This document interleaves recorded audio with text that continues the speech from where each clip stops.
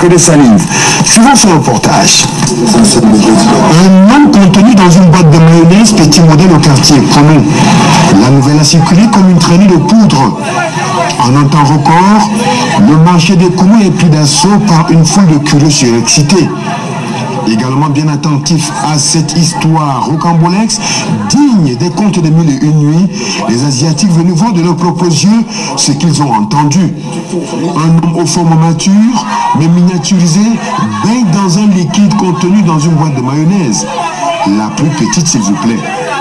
À la grande stupéfaction de tous, la découverte extraordinaire a trempé les populations dans une vive émotion. Face à cette situation, chacun y va de son analyse.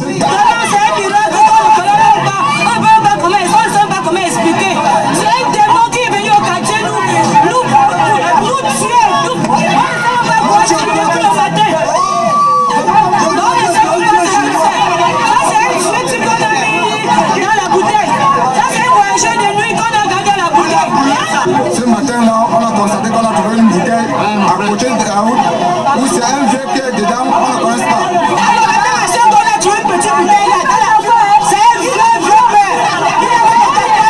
Cette femme mère de jeune fille, après avoir vu plusieurs fœtus, connaît sa taille normale. Ainsi, elle croit Dieu confère à une pratique de sorcellerie. C'est pas le fœtus. Quand je vois ça, quand il y a le fœtus, je vois le cordon coupé. Mais il n'y a pas le cordon. Moi, j'ai avorté plus de 2 fois. Et mes filles là-bas avorté. Moi, quand tu avortes quand la grossesse a 4 mois, le fœtus ne peut pas entrer dans une boîte comme ça là. Même à 3 mois, l'enfant n'a même pas encore. Quand je vois comme ça, c'est un monsieur, on dirait un enfant, on l'a avorté. Mais ça, c'est un grand-père. On retrouve, c'est un grand-père qui a les cheveux, les cicatrices partout. Et les noyaux. Hein? On voit cette fois. Un grand-père, c'est qu'on trouve dans une boîte. Le boîte, il est tout nu. Il est tout nu. Pour un enfant, on a voulu brûler. La police est venue prendre. Là, on va brûler. Les populations avaient un seul objectif, brûler le contenu de la boîte pour être sûr que le sorcier, entre guillemets, est détruit éternellement. Mais hélas, le chef du quartier, dans l'exercice de ses fonctions, a fait appel au commissariat de la zone, celui du 14e arrondissement. Sortir cette boîte du quartier pour le commissariat n'aura pas été chose aisée pour ces policiers face à l'hostilité de la foule.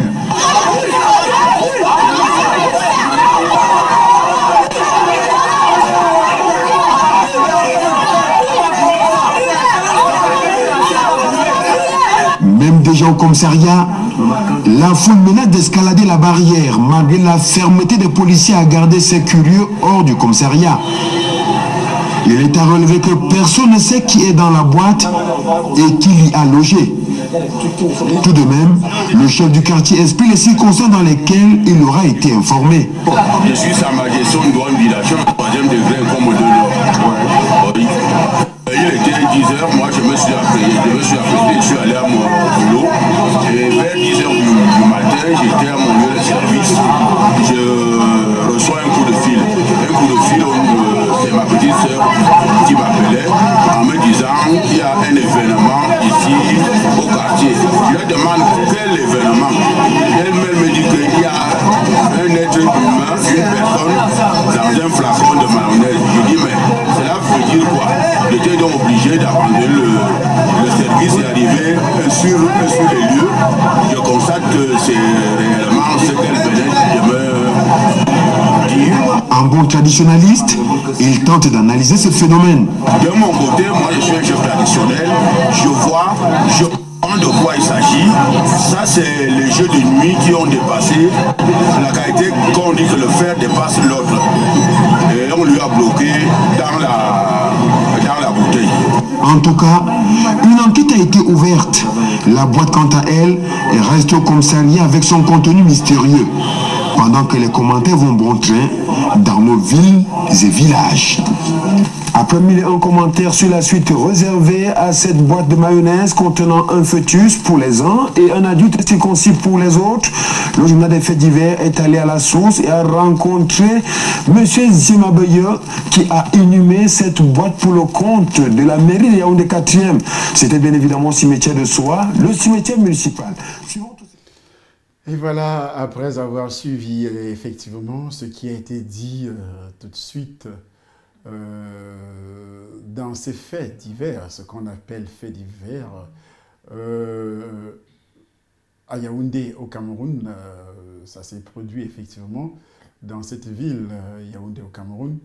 Mais alors, qu'est-ce qui s'est passé réellement dans cette boîte? Qu'est-ce qui se trouve dans cette boîte? On explique clairement que c'est un être humain, une grande personne, ce n'est pas un fœtus, comme le disait d'un moment à l'autre cette femme, que c'est un être humain qui, d'une manière ou d'une autre, s'est retrouvé, et on ne sait comment la personne s'est retrouvée dans cette boîte.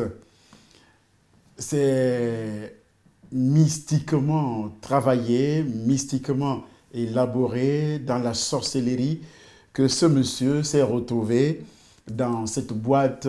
On peut vous mettre dans un sac, on peut vous mettre dans une boîte, on peut vous mettre dans un cadenas, on peut vous mettre dans tous les instruments diaboliques, sataniques que les sorciers ont l'habitude d'utiliser. Ici, c'est une boîte de mayonnaise, une boîte, mais pas une bouteille, 1 litre ou bien une bouteille de bière, mais une boîte de mayonnaise, la plus petite encore qu'un être humain.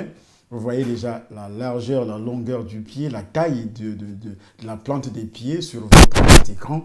On comprend que ça n'a pas été vraiment chose facile pour les uns et les autres. Alors ici, beaucoup de personnes ont demandé de détruire la boîte avec son contenu.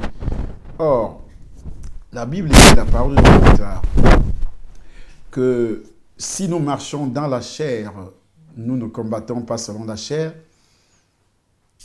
car les armes avec lesquelles nous combattons ne sont pas charnelles. Ces armes sont puissantes par la vertu de Dieu pour renverser les raisonnements et pour détruire quoi? Les forteresses. Nous lisons dans la Bible, car les armes avec lesquelles nous combattons ne sont pas charnelles, mais elles sont puissantes par la vertu de Dieu pour renverser des forteresses. Nous renversons des raisonnements et toute hauteur qui s'élève contre la connaissance de Dieu et nous amenons toute pensée captive à l'obéissance de Christ. Nous sommes prêts aussi à punir toute désobéissance lorsque votre obéissance sera complète. Il précise, vous regardez à l'apparence, si quelqu'un se persuade qu'il est de Christ, qu'il se dise bien en lui-même, comme il est de Christ, nous aussi nous sommes de Christ. Et quand même, je me glorifierai un peu trop de l'autorité que le Seigneur nous a donnée pour votre édification et non pour votre destruction. Je ne saurais en avoir honte. Ici donc, nous avons un point très important à analyser selon les analyses, selon les images que vous avez sur votre petit écran. Déjà au verset 4, il dit « Les armes avec lesquelles nous combattons. Nous luttons contre les forces spirituelles du mal. » Alors, qui lutte contre les forces spirituelles du mal? Ceux qui ont vu la boîte au marché, c'était au marché, qui se trouverait à quelques moins de 3 km de notre temple, le temple des nations. Et l'événement se produit à Ekounou, le marché d'Ekounou, pour ceux qui maîtrisent la ville de Yaoundé. Et nous sommes en Ventropicana, derrière l'office du bac, c'est-à-dire moins de 3 km de l'événement, notre temple. Et ça fait depuis longtemps que ce temple, depuis 2009, où le temple se situe à ce niveau, et les prières qui montent tous les jours, du 1er janvier au 31 décembre, nous détruisons. Déjà au niveau du palais de sport également, lorsque j'avais lancé une offensive contre les puissances des ténèbres à propos des envoûtements qui passent par le sacre. Beaucoup de sorciers ont été, effectivement, lorsque j'ai demandé aux sorciers d'accepter le Seigneur et d'accepter la délivrance qui vient de Christ, beaucoup ont refusé et ils ont lancé des défis. Et moi aussi, rempli du Saint-Esprit, comme dans le cas de Paul et l'homme qu'on appelle Bar Jésus, donc c'est un fameux magicien que l'apôtre Paul avait rendu aveugle parce qu'il essayait de pervertir les voies droites du Seigneur. Et cet homme a été rendu aveugle par l'apôtre Paul, et Paul a utilisé tout simplement la puissance de la parole de Dieu, la puissance du Saint-Esprit pour rendre ce monsieur aveugle. Paul n'a pas prié pour sa conversion. À un moment donné, quand tu rencontres un sorcier sur le champ missionnaire et qui essaie de pervertir les voies droites du Seigneur, il faut entrer dans une phase de combat spirituel contre ce sorcier. Et vous allez toujours vaincre. La Bible précise au chapitre 13 du livre des Actes des Apôtres qu'après avoir traversé toute l'île jusqu'à Paphos, et ils ont rencontré Paul et son collègue de service ont rencontré un certain magicien, et ce magicien s'appelait Bar-Jésus. Alors, qui était auprès du proconsul Sergius Paulus. Et la Bible dit au verset 4, chapitre 13, verset 4, Barnabas et Saul, envoyés par le Saint-Esprit, descendirent à celui-ci et de là, ils embarquèrent pour l'île de Chypre. Arrivés à Salamine, ils annoncèrent l'île de Chypre. Chypre, c'est en Europe, bien naturellement. Ils annoncèrent donc la parole de Dieu dans les synagogues des Juifs. Ils avaient Jean pour aide. Verset 6, ayant ensuite traversé toute l'île jusqu'à Paphos, ils trouvèrent un certain magicien, faux prophète juif nommé Bar-Jésus, qui était avec le proconsul Sergius Paulus, homme intelligent. Ce dernier fit appeler Barnabas et Saul et manifesta le désir d'entendre la parole de Dieu. Mais Élymas, le magicien, car c'est ce que signifie son nom, leur faisait opposition, cherchant à détourner de la foi le proconsul. Il cherchait à détourner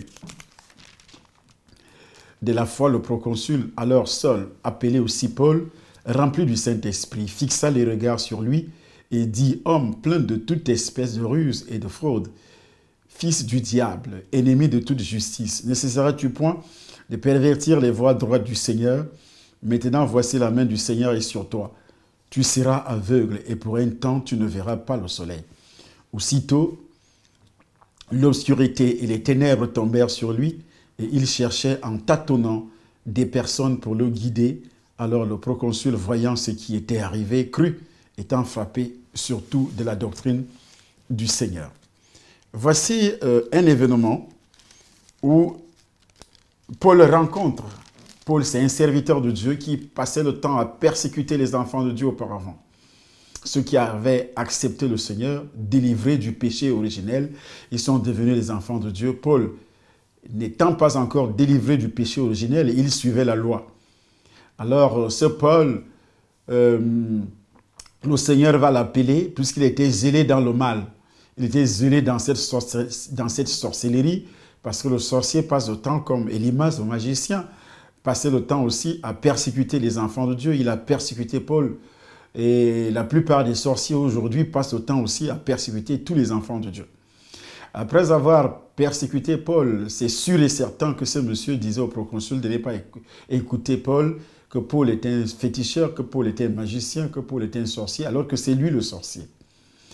Et en même temps, il disait peut-être que Paul est un escroc, que Paul, lorsque vous entendez souvent les gens qui racontent autant de balivernes sur les serviteurs de Dieu, c'est ceux-là qui sont eux-mêmes des sorciers. Alors, Paul ne s'est pas laissé faire. Qu'est-ce qu'il a fait? La Bible précise que, premièrement, verset 9, il était rempli du Saint-Esprit. Même si l'on est rempli de l'Esprit, comme l'était Paul, dans les moments de besoin particuliers, on peut faire l'objet de renouvellement de l'Esprit. De telles effusions nouvelles sont nécessaires. Cette effusion du Saint-Esprit est nécessaire pour affronter le diable. Et pourquoi ceux qui parlaient sur les images tout à l'heure ne pouvaient pas affronter? Ils voulaient tout simplement brûler. Le flacon, ils sont en train de lutter contre la chair et le sang. Ce qui est indiqué au chapitre 10, verset 2 Corinthiens, chapitre 10, à partir du verset 3. Si nous marchons dans la chair, nous ne combattons pas selon la chair, car les armes avec lesquelles nous combattons ne sont pas charnelles, mais elles sont puissantes par la vertu de Dieu pour renverser des forteresses. Nous renversons des raisonnements et toute hauteur qui s'élève contre la connaissance de Dieu. Et c'est ce que Paul a fait exactement contre Élymas, le grand magicien. Donc, il a rendu Élymas aveugle. Parce que Élymas se levait contre, s'opposait à la connaissance de Dieu. Il ne voulait pas, le démon d'Élymas ne voulait pas que le proconsul fasse la connaissance du Seigneur Jésus, reçoive le Seigneur Jésus, soit délivré du péché originel. Et si la Bible précise que nous luttons contre les forces spirituelles du mal, selon Éphésiens 6 également 12, par conséquent, dans les armes charnelles telles que l'ingéniosité humaine, les talents, la richesse, les techniques d'organisation, l'éloquence, la propagande et aussi les dons personnels qui sont considérés parfois comme les dons naturels et sont eux-mêmes inefficaces pour abattre des forteresses, pour détruire l'œuvre de Satan.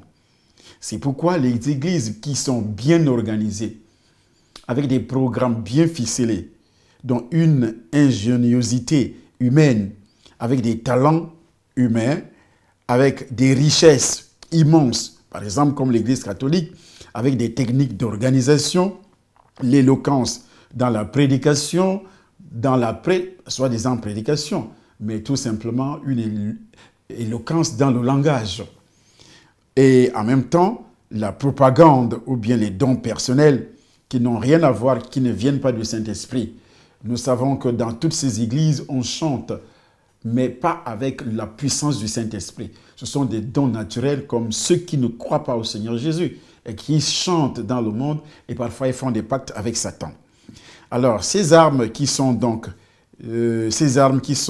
réellement inappropriées parce que ce n'est pas avec ce genre d'armes ou bien le pistolet ou les armes, les bombes ou bien tout ce que vous pouvez imaginer ou lorsque parfois de nos jours, pour s'opposer à un chef d'État, et vous prenez les armes, les canons ou bien les avions de chasse, vous vous constituez en rebelle, vous entrez en brousse et on vous livre des armes en cachette. Et puis vous voulez lutter contre, par exemple, l'armée du pays, envoyée par les autorités. Et puis vous dites que c'est par la volonté de Dieu que vous le faites. Moi, j'ai entendu, par exemple, au Congo-Brazzaville, où un pasteur a pris les armes contre les autorités. Est-ce que cela est biblique? Pas du tout. Puisque ici, la Bible, qui est la parole de Dieu, précise que nous n'avons pas à lutter contre la chair et le sang, mais contre l'illumination. S'opposer à une autorité d'ailleurs, en prenant les armes, vient de Satan, ne vient pas de Dieu. C'est ce que dit la Bible. Donc les seules armes appropriées pour détruire les forteresses de Satan, c'est-à-dire l'injustice, les faux enseignements, et également la sorcellerie, les démons, les esprits, ce que nous venons de voir sur votre petit écran, sont celles que Dieu donne. Ces armes sont puissantes parce qu'elles sont spirituelles et qu'elles viennent de Dieu. Ailleurs, Paul a énuméré également quelques-unes.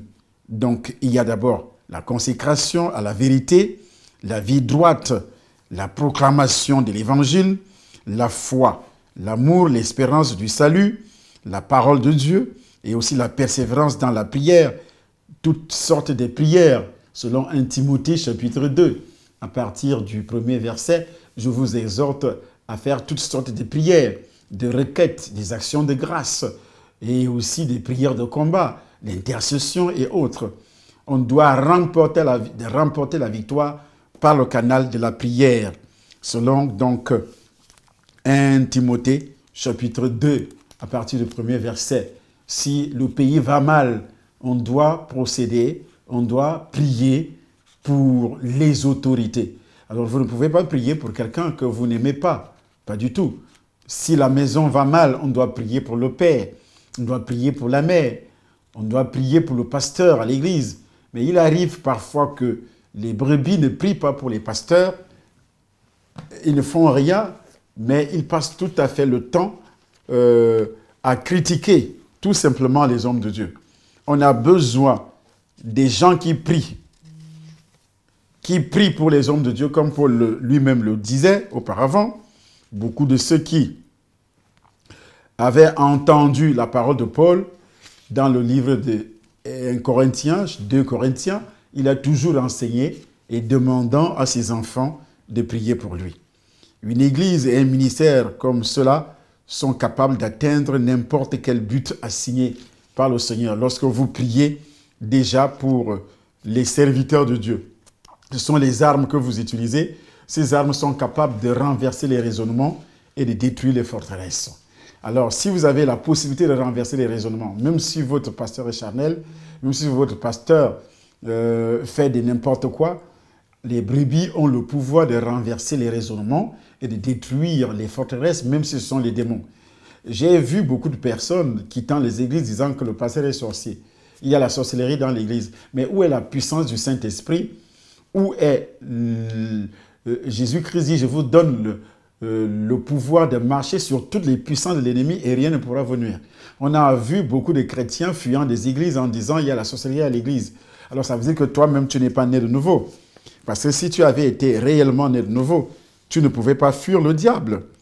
Donc, grâce à ces armes, l'Église sort vainqueur de son combat contre l'ennemi. La présence de Dieu et son royaume seront puissamment révélés afin de sauver les pécheurs, d'expulser les démons, de sanctifier les croyants, de baptiser ces croyants dans le Saint-Esprit et de guérir les malades.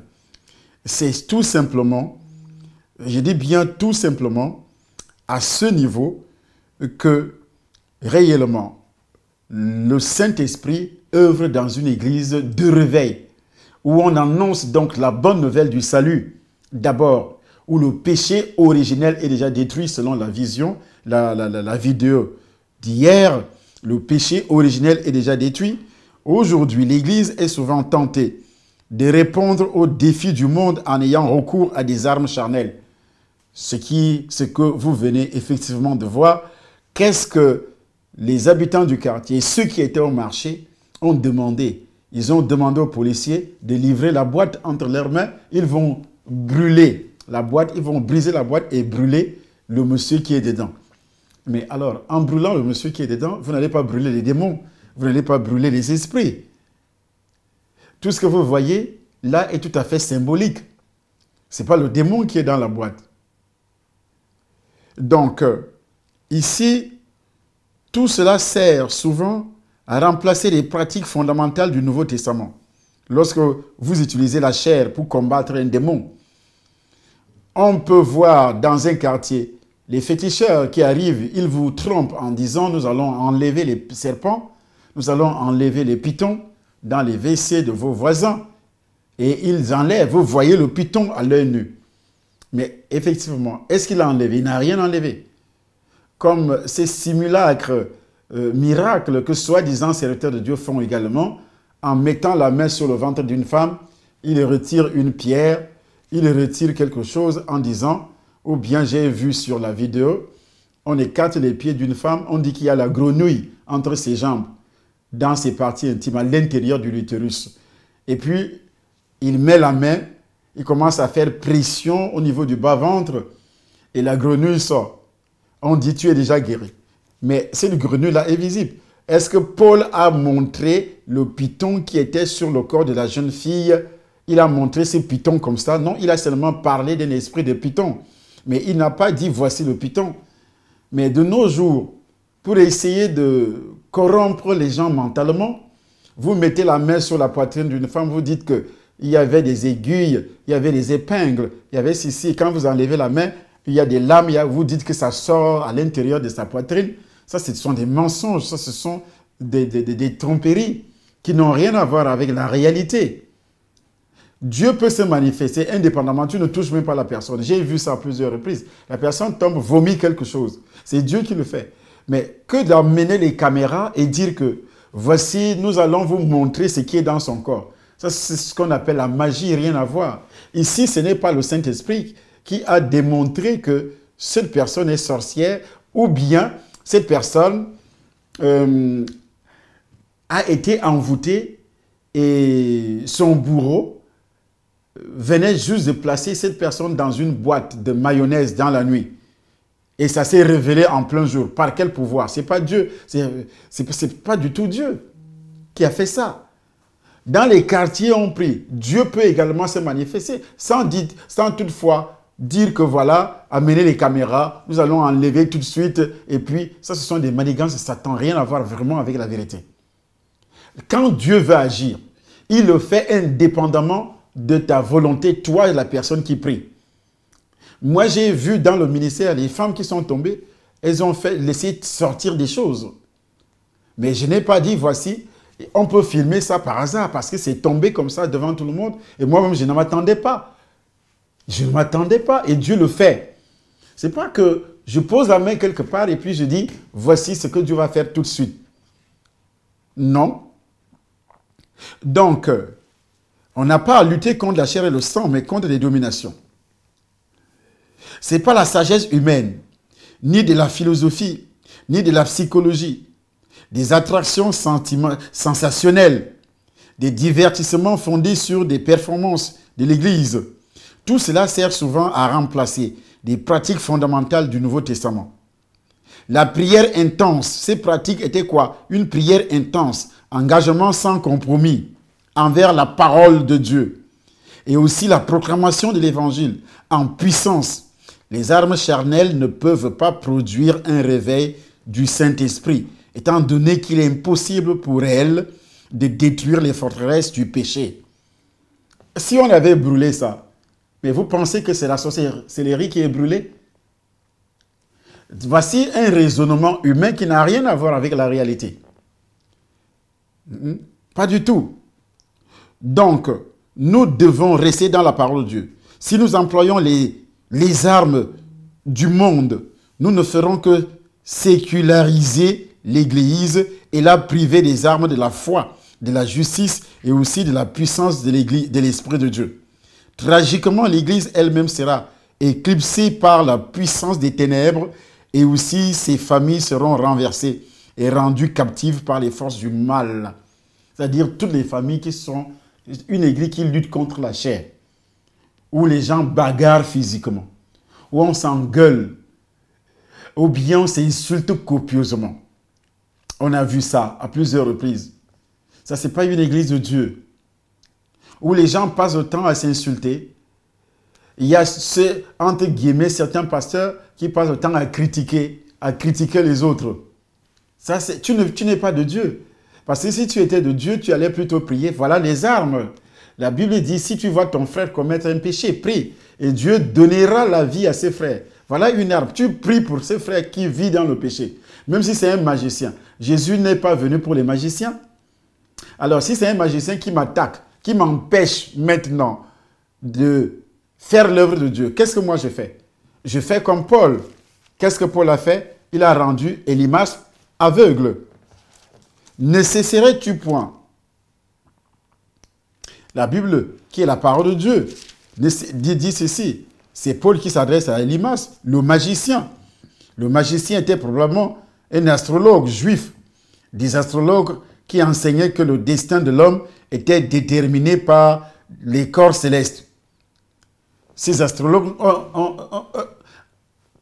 on les a aujourd'hui, on voit leurs œuvres aujourd'hui dans les journaux, dans les radios, dans les chaînes de télévision, comme ici en Europe. Partout, tu vas voir l'œuvre de l'astrologie, ces démons de serpent, de Python.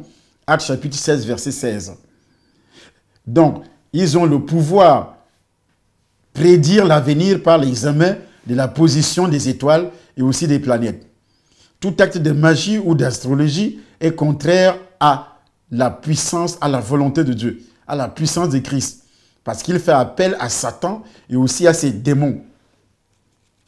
Il fait appel à qui? À Satan et aussi à ses démons.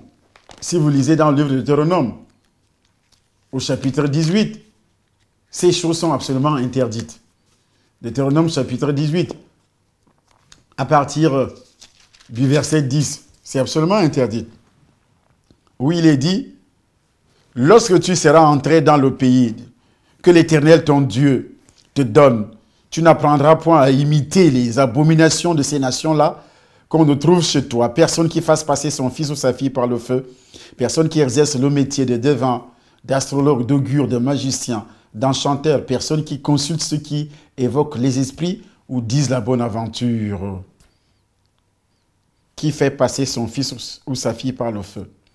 Moïse rappelle aux Israélites de ne pas imiter les pratiques cananéennes consistant à sacrifier des enfants à des dieux païens, afin d'essayer d'influer sur le cours des événements futurs dans leur propre vie.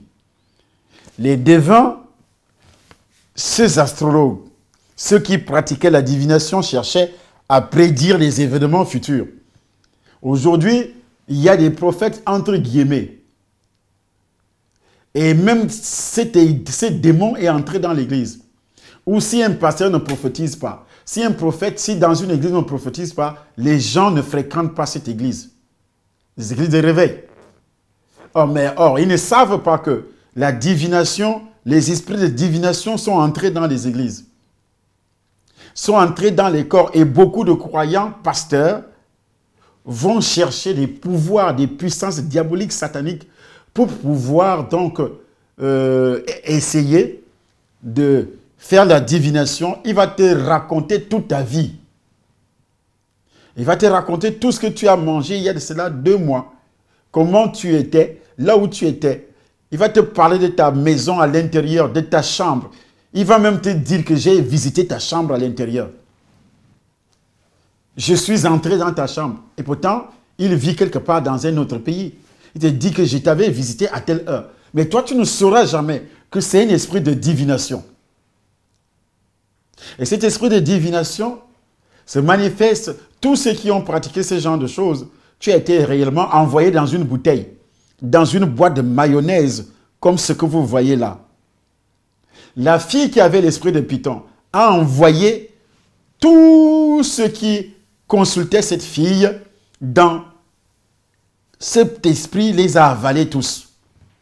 Et lorsque vous allez consulter les devins, sachez que le devin vous envoie dans le cadenas, dans la bouteille, ou bien dans une chose semblable à celle que vous voyez sur votre petit écran. Les enchanteurs consultent ceux qui évoquent les esprits.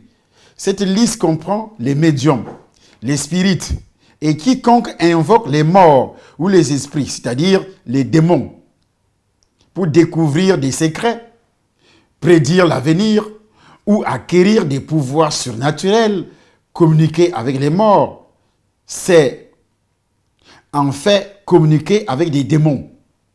Dans votre village, voici comment les sorciers parviennent à vous mettre dans les boîtes à cause de ce genre de pratique. Mais après, vous allez dire, nous allons brûler la boîte. Mais la personne qui est dans la boîte, peut-être ce n'est pas un autre sorcier qui a mis, c'est un féticheur qui t'a mis dans la boîte. Parce que tu allais consulter. Et chaque femme qui allait consulter un féticheur, chaque homme qui allait consulter un féticheur, à cause d'un travail, parce que tu ne trouvais pas le travail, comprends que tu es dans une boîte. Chaque homme, chaque femme qui a consulté un féticheur, un diseur de bonne aventure, qui a appelé un devin à la télévision, qui a lu l'horoscope, tu t'es retrouvé dans un flacon de mayonnaise. Même si on ne te découvre pas comme ce monsieur, on ne te voit pas, mais tu es spirituellement, ton argent est spirituellement dans une boîte, dans un cadenas, dans un sac. C'est pourquoi tout cela doit être détruit par la puissance du Saint-Esprit en venant ce dimanche-ci au Temple des Nations, Paris. Parce que nous allons faire des prières exceptionnelles en mettant l'huile d'onction sur le doigt, l'huile d'onction qui est recommandée par Jésus-Christ lui-même, sur le doigt qui porte l'alliance, parce que tu as une alliance. Le jour que tu as consulté les féticheurs, le jour que tu as consulté les marabouts, il y a eu une alliance.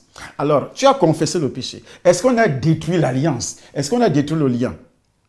Parce que la Bible dit que lorsque tu confesses le péché, tu t'es repenti.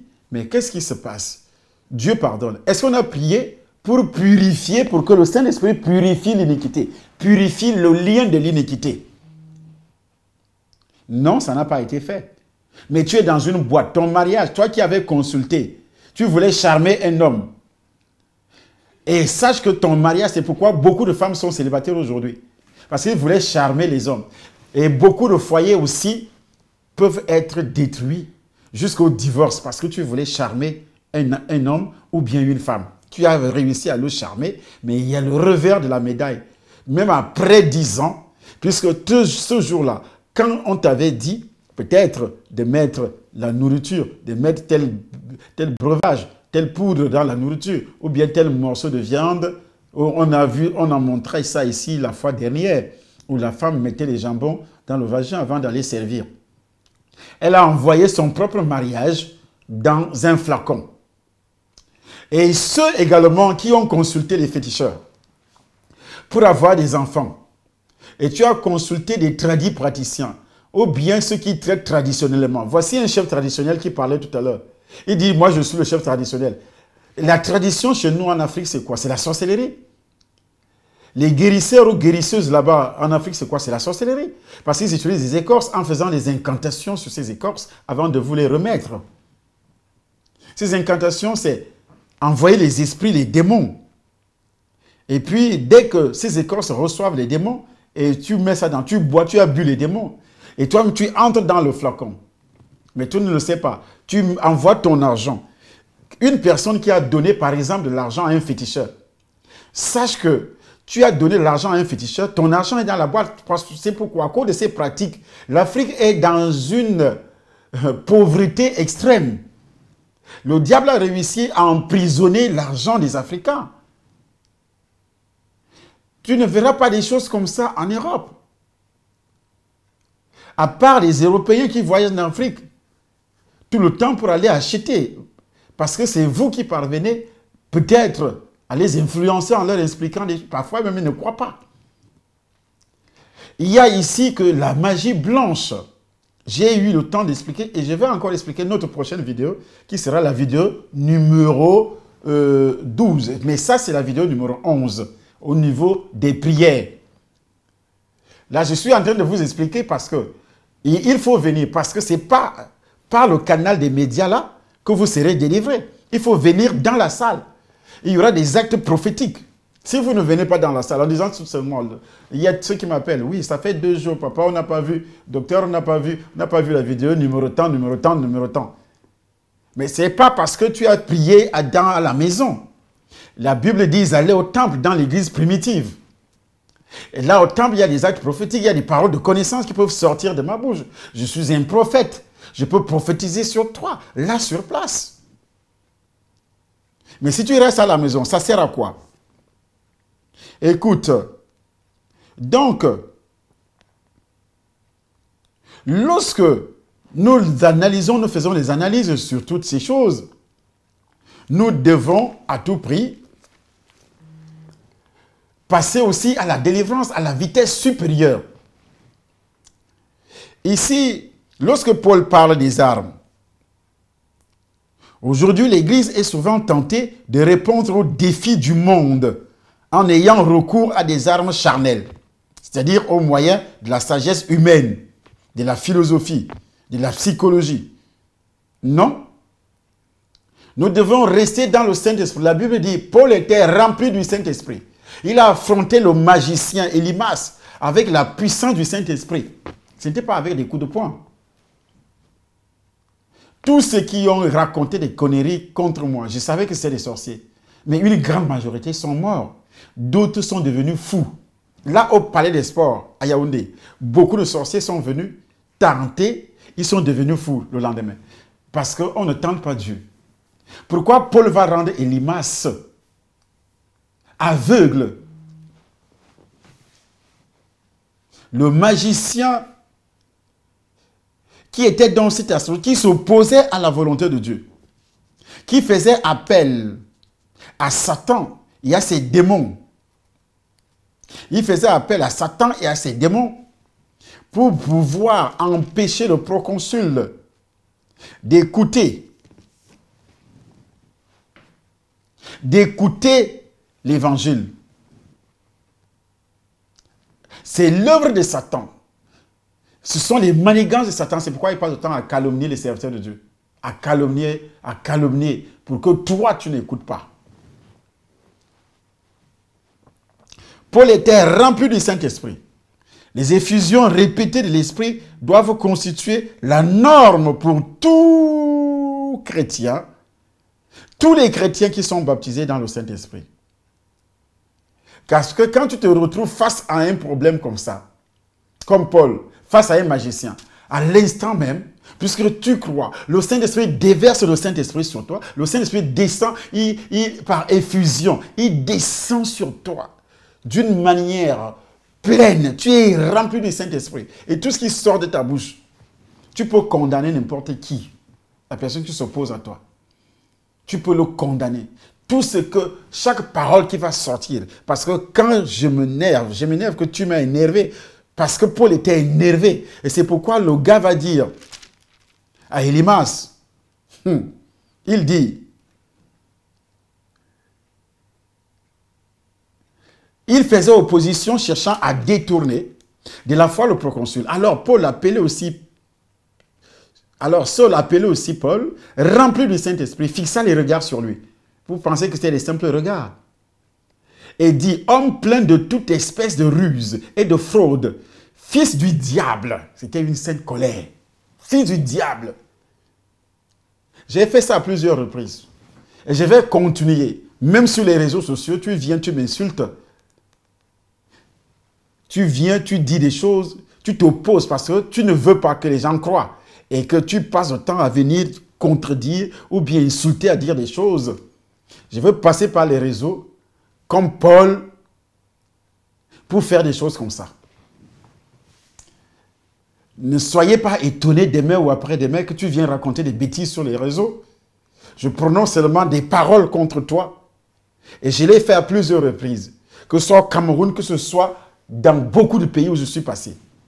Et ça reste maintenant au niveau des réseaux. Parce que beaucoup de sorciers viennent dans les réseaux pour troubler, pour empêcher les gens de croire à l'évangile que nous prêchons. Ils viennent pour contredire, ils viennent pour insulter, pour calomnier. Nous allons passer à la vitesse supérieure maintenant. Ne soyez pas étonnés qu'en venant vous raconter des bêtises et que moi, quand je vois ça, je renverse d'abord et je te condamne comme Paul avait condamné Élymas. Qu'est-ce que Paul a dit? La Bible précise,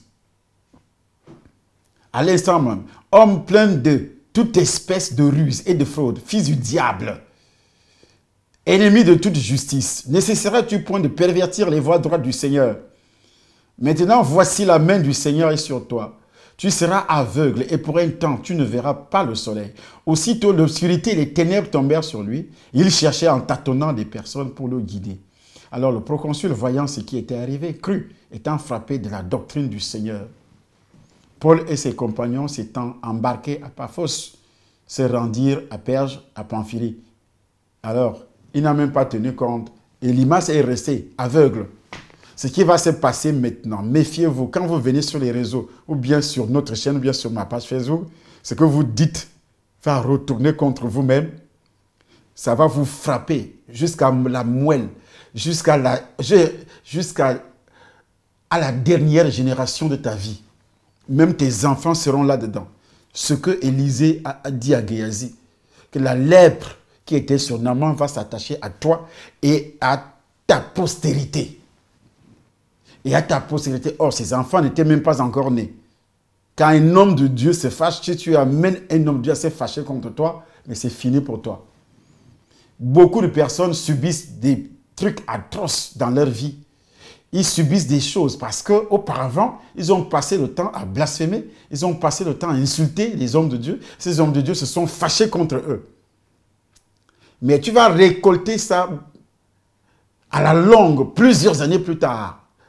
Et tu ne sauras pas d'où cela est venu. Alors, tu seras aveugle. Les miracles rapportés par le Nouveau Testament ne sont pas toujours des miracles de guérison. C'est comme la manifestation de la colère de Dieu contre Élymas. Verset 8 jusqu'à 11. Et Hérode aussi. Hérode chapitre 12, verset 20 à 23. C'est Actes chapitre 12, pardon. Actes chapitre 12, verset 20 à 23. Contenait un jugement à l'encontre de personnes impies. La colère de Dieu qui s'est manifestée également contre Ananias et Saphira au sujet de Pierre. Actes chapitre 5, verset 1er jusqu'au verset 11. Tous ceux-ci, ce sont des serviteurs de Dieu. Monsieur Élymas, monsieur le couple, Ananias et Saphira, pensaient que ça veut dire qu'ils ont insulté Pierre, que Pierre était un escroc. Et pourtant, ils avaient affaire au Saint-Esprit. C'est pourquoi Pierre dit à cet homme, Ananias, pourquoi Satan a-t-il rempli ton cœur au point où tu mentes au Saint-Esprit? Il a menti au Saint-Esprit. Mais combien de fois, toi qui pries aujourd'hui, tu as menti au Saint-Esprit, mais tu viens prier. Tu es dans une boîte. Tu arrives dans une église et tu veux donner de l'argent. Tu veux donner des offrandes. Tu penses que tu donnes aux hommes. Tu commences d'abord par critiquer. Tu as critiqué les hommes de Dieu. Et tu vas quand même, mais tu es en train de placer ton argent dans la bouche du serpent. C'est pourquoi la pauvreté te frappe. La misère te frappe.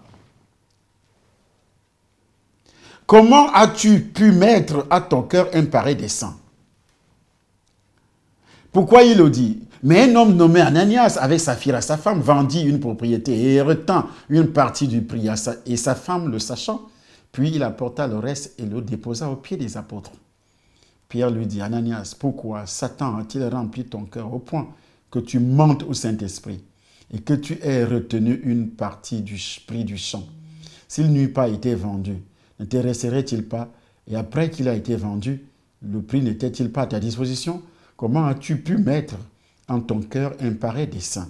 Ce n'est pas à des hommes que tu as menti, mais à Dieu.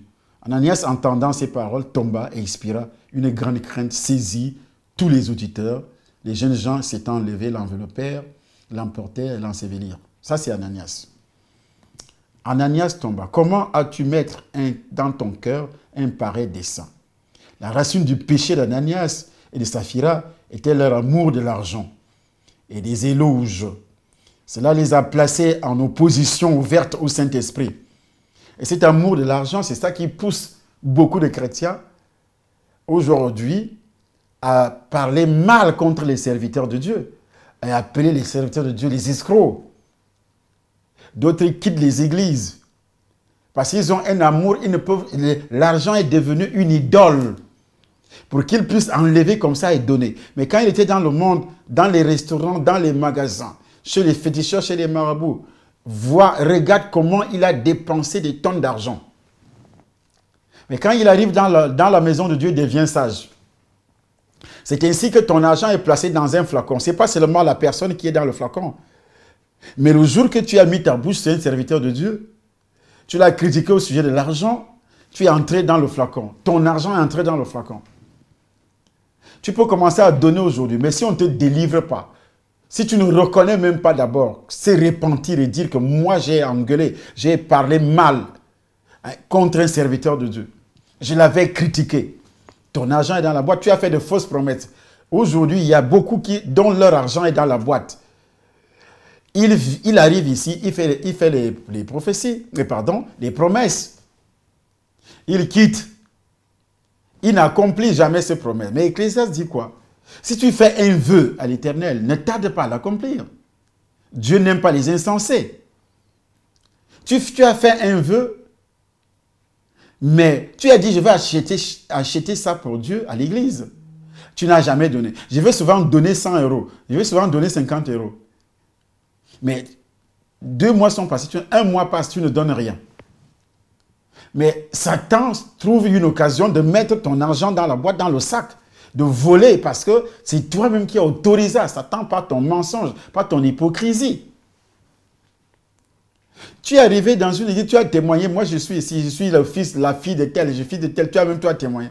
Après tu te retrouves dans une cellule. Toi-même tu crées la cellule, sans toutefois avoir l'aval de ton pasteur. Tu crées une cellule, tu commences à inviter même les gens de son église. Mais tous ceux qui te suivent là, ils sont entrés dans la bouteille. Toi-même tu es dans la bouteille et tu les fais entrer dans la bouteille. C'est ce que Paul a prophétisé également dans le livre des Actes des Apôtres au chapitre 20. Au chapitre 20. Et beaucoup suivent les prières sur Internet, restant à la maison, en allant dans les cellules. Mais ils sont dans la bouteille. Comment faire pour que cette bouteille soit brisée? Il y a beaucoup qui cherchent à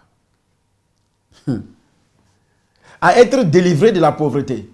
Mais ne se répandent jamais, ne cherchent pas à comprendre pourquoi ils sont dans la pauvreté. Au point que tu mentes au Saint-Esprit. C'est pour obtenir gloire et reconnaissance qu'Ananias et Saphira ont menti à l'Église lorsqu'ils ont apporté leurs dons.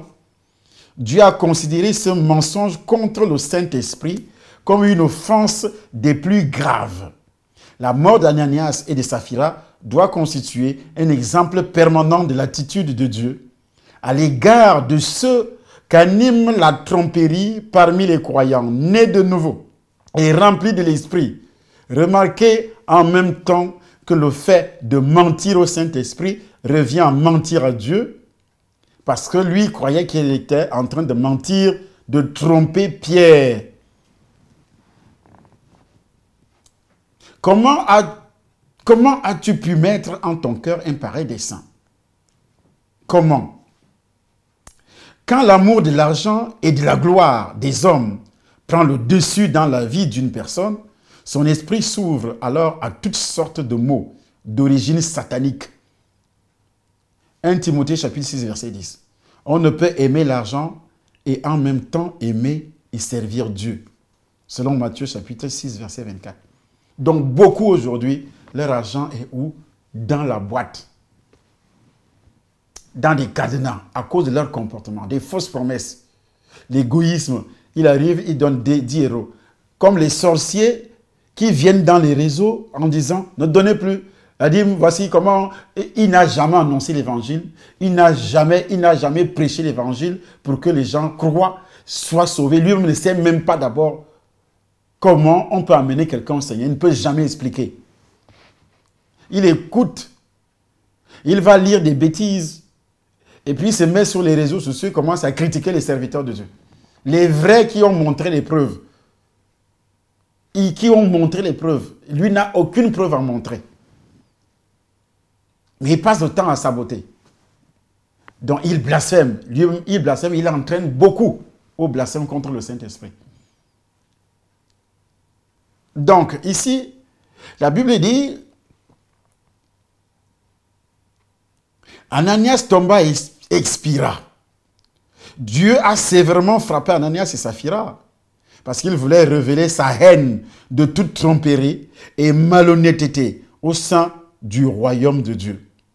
L'un des péchés les plus abominables qui puissent être commis au sein de l'Église consiste à tromper le peuple de Dieu en ce qui concerne sa relation personnelle avec Christ, son travail pour lui et l'étendue de son propre ministère.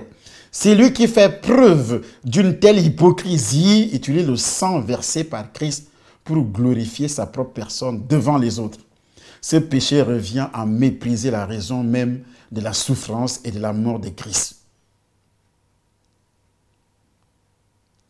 Révélant ainsi une absence totale de la crainte du Seigneur, de respect et de l'honneur pour le Saint-Esprit. Un tel acte mérite le juste jugement de Dieu. Et c'est ce qui a frappé Ananias et Saphira. Ce qui a frappé aussi Elimas. Et ce qui va frapper beaucoup de personnes. Or, aujourd'hui, qui passent le temps et qui sont dans les réseaux sociaux pour insulter, pour critiquer. Pour critiquer. La Bible dit une grande crainte s'empara de toute l'assemblée. Le jugement de Dieu à l'encontre du péché d'Ananias et de Saphira a considérablement accru l'humilité, et la crainte des croyants sans une véritable crainte de Dieu.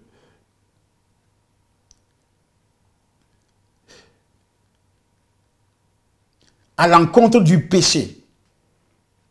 Parce que Dieu n'aime pas le péché. On pense toujours que le péché, c'est seulement l'adultère. L'adultère, il est ceci, il est cela, non? Voici Ananias qui est tué. Ce n'était pas l'adultère. Il a refusé de donner, il a donné en mentant, en essayant de tromper Dieu. Il va mourir physiquement. L'argent de beaucoup de chrétiens dans les boîtes aujourd'hui. Et je ne peux pas dire que cet argent doit sortir. Ce n'est pas moi, c'est toi qui dois d'abord se repentir. Tu dois d'abord se repentir avant de prier. Tu vas demander des prières chez les prophètes, on prophétise sur toi, mais il n'y a rien qui décolle. Ton argent est dans une boîte. Tu dois quitter. Tu viens au temple ce dimanche. Ceux qui sont à l'étranger, quitter le 2, le 3, le 4, venir au séminaire. après avoir fait une repentance, on va briser la boîte spirituellement avec les armes. On va renverser les raisonnements des démons qui te poursuivent. On va détruire les forteresses. Donc les forteresses, c'est quoi? C'est ces flacons. Ces flacons qui contiennent ton argent, ta personne. C'est l'âme de cette personne qui est dans la boîte. Mais qui s'est manifestée visiblement. L'âme de la personne. Les sorciers ont l'habitude de mettre les âmes des gens dans la boîte. Et même des enfants de Dieu, soi-disant enfants de Dieu, qui continuent aujourd'hui à faire des choses abominables. La crainte s'est emparée de toute l'assemblée. De toute l'assemblée.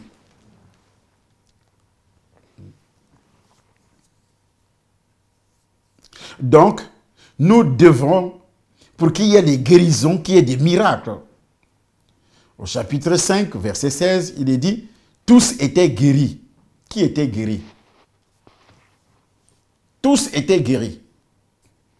Beaucoup de miracles et de prodiges, verset 12, se faisaient au milieu du peuple par les mains des apôtres. Ils se tenaient tous ensemble au portique de Salomon et aucun des autres n'osait se joindre à eux. Mais le peuple les louait hautement. Le nombre de ceux qui croyaient au Seigneur, hommes et femmes, s'augmentait de plus en plus, en sorte qu'on apportait des malades dans les rues et qu'on les plaçait sur des lits et des couchettes afin que lorsque Pierre passerait, son ombre au moins couvrit quelqu'un d'eux.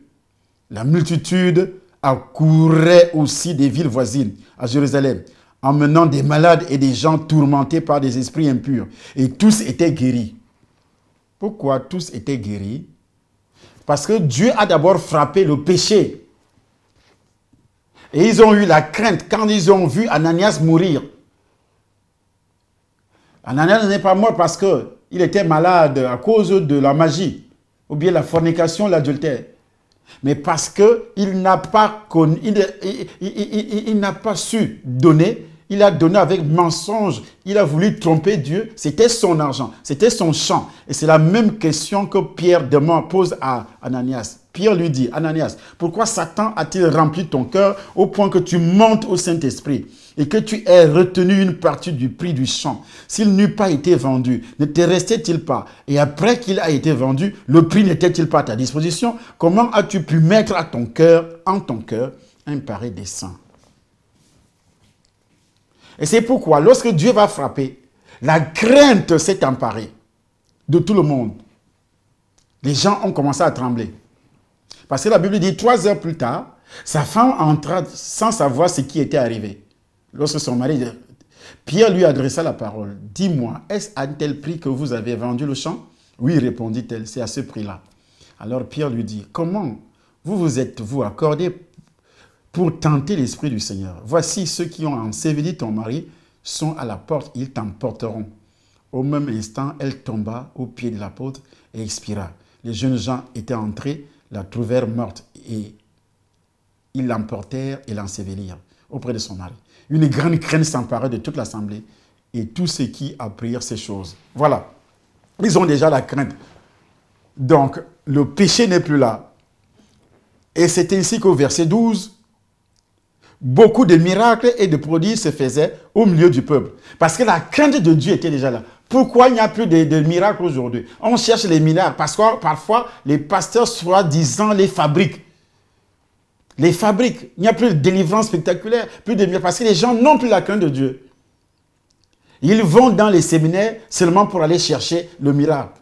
Ils n'ont plus la crainte de Dieu. Ils ne savent pas que leur âme doit d'abord être sauvée. Cherchez premièrement le royaume et la justice de Dieu. Et tout ce que vous voulez vous sera donné par-dessus. Tous étaient guéris. Les apôtres calquaient leur action sur celle de leur Seigneur. Ils guérissaient ceux qui étaient tourmentés par des esprits impurs. Ils chassaient les démons. C'était le signe suprême démontrant que le royaume de Dieu était venu parmi son peuple avec une grande puissance. Avec une grande puissance. Venez ce dimanche. Venez chaque dimanche. Ce dimanche-ci spécialement, vous allez voir la puissance de Dieu. La puissance de Dieu au préalable. Puisqu'il dit, voici les signes qui accompagneront ceux qui auront cru. C'est écrit dans la parole. On a vu cette puissance. Ça doit accompagner tout ce qui croit. Mais pourquoi ça n'accompagne pas? Parfois, on n'a pas la crainte de Dieu. Ceux qui viennent chercher les miracles n'ont même pas la crainte de Dieu. Ils viennent même en trompant. Ils viennent s'asseoir. Mais il ne faut absolument rien. Ils critiquent. Dès qu'on commence à dire il faut donner parce qu'il y a tel problème dans l'assemblée, il faut payer le loyer, il faut construire, il faut... Ah oui, l'argent encore, l'argent encore, l'argent encore. Mais quand il faut même donner, comme on a entendu soi-disant témoignage, une femme qui va dire, moi je suis allé dans son église, j'ai donné 5 €. Est-ce que tu donnes ça pour moi? C'est toi qui es dans la malédiction. Celui qui donne peu moissonne peu, celui qui donne beaucoup moissonne beaucoup, dit la parole de Dieu. 2 Corinthiens, au chapitre 9, verset 6, c'est écrit. Puisque tu ne lis pas la parole, tu penses que tu me donnes. Tu donnes quoi à un serviteur de Dieu? Depuis que tu as donné 5 €, c'est 5 € là qui nous a permis de prendre une salle où on a dépensé jusqu'à présent plus de 150 000 €. Plus de 150 000 € avec les travaux, prendre la salle avec les travaux. Donc vous voyez comment les gens sont. Quand vous allez les rencontrer demain avec des problèmes, ils commencent à sortir pour aller chercher les prières de gauche à droite. Mais ils ne vous diront jamais la vérité. D'où sort leur malédiction? D'où est partie leur malédiction? Est-ce que tu donnes l'homme qu'on appelle Ananias pensait qu'il a donné qu'il doit donner cet argent à Pierre. Et c'est ainsi que le serpent a avalé son argent. Et il fut tué. Il est mort. Beaucoup de croyants sont morts comme ça. Spirituellement, financièrement, matériellement. Ton argent est dans ce flacon. Alors, nous sommes déjà à la fin de cette manifestation spéciale du Saint-Esprit. Tu dois donc venir ce dimanche-ci, 21, et le dimanche prochain. Les vendredis, les mercredis, nous sommes là également. Je reçois, vous n'avez même pas besoin. Si vous êtes à Paris, Marseille, venez tout simplement, vous serez reçu. Mercredi ou vendredi. Vous serez reçu. Dimanche, je reçois également. Vous voyez l'adresse 47 avenue du Général de Lannes, au 95 330. Demont, vous venez. L'adresse est écrite au bas de cette vidéo. Le numéro de téléphone est là. Mais vous n'avez pas besoin, prenez seulement ce dimanche-ci parce qu'il y aura des actions prophétiques avec des délivrances, des guérisons. Tous ceux qui seront là auront tous été guéris. Tous étaient guéris. Mais est-ce que l'apôtre Pierre et les autres avaient? Ce n'est pas le même Saint-Esprit qui nous utilise. Et nous allons le mettre au travail de cette façon.